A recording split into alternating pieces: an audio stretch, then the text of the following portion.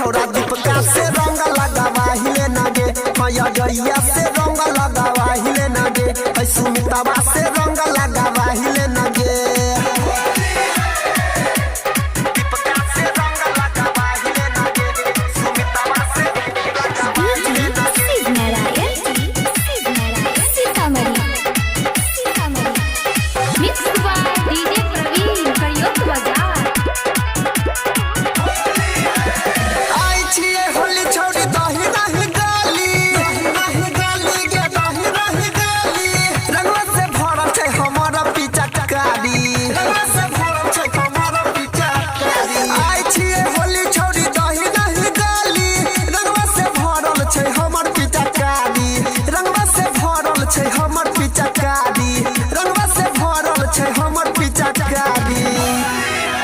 हेगे हमर पीछे करी सटवाइले नगे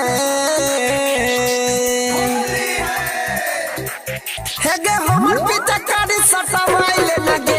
रमेशवा से रंग लगावाइले नगे है महेशवा से रंग लगावाइले नगे है सुधीरवा से रंग लगावाइले नगे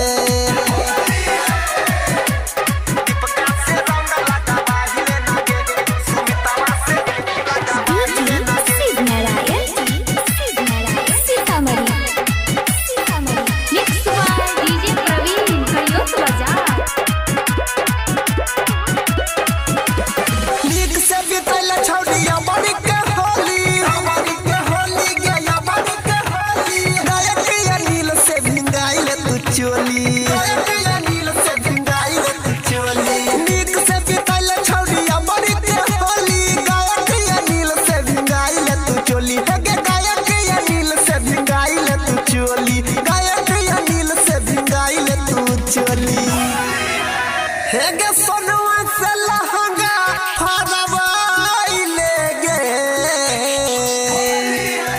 हेगे सोनुआ से लहंगा फरवाइले गे नीतीशवा